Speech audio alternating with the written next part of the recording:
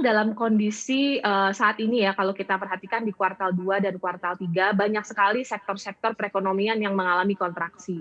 Justru sektor-sektor yang kontribusi terhadap pertumbuhan dan kontribusi terhadap labor absorption itu kontraksinya cukup besar ya. Kita lihat, di antara sektor-sektor besar hanya sektor pertanian misalnya yang masih bisa tumbuh positif sedikit di atas 2% di kuartal yang lalu.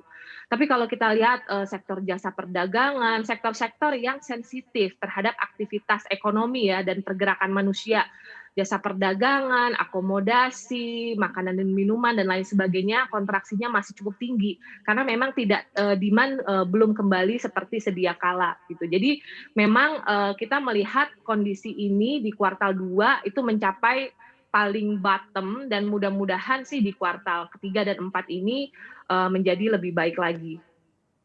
Kalau komunikasi yang terus dilakukan antara Kementerian Keuangan dan OJK untuk memutuskan adanya restrukturisasi lanjutan ini seperti apa, Mbak Masyita?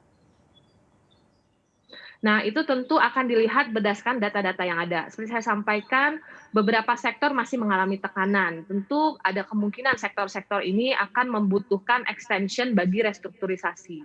Saat ini kita mengadakan pelonggaran ya. Di awal kan OJK sudah dengan sangat cepat melakukan pelonggaran agar sebenarnya beberapa perusahaan atau banyak perusahaan sebetulnya kondisi fundamentalnya baik sebelum pandemi.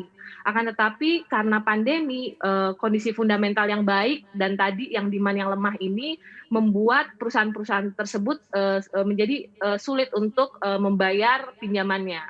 Nah, untuk itu sebenarnya kan yang kita lihat adalah fundamental perusahaan tetap baik, jadi kita hanya memberikan nafas tambahan hingga kondisi ekonomi ini sudah mulai pick up, kemudian demand sudah keluar, sehingga, tidak 100% tertranslate, menjadi NPL gitu. Karena bagaimanapun, kalau misalnya vaksin sudah mulai tersedia untuk masyarakat atau kita sudah mulai flattening the curve baik Indonesia maupun global, maka demand sudah akan mulai naik. Pada saat demand naik ini, perusahaan-perusahaan juga jangan sampai dalam kondisi yang, sangat buruk sehingga sulit untuk pick up gitu. Jadi yang dilakukan pemerintah saat ini adalah melakukan analisa, apalagi yang perlu kita lakukan agar perusahaan-perusahaan ini masih bisa bertahan hingga setidaknya flattening the curve dan aktivitas ekonomi kembali, sehingga setelah itu demand-lah yang akan menyelamatkan perusahaan-perusahaan.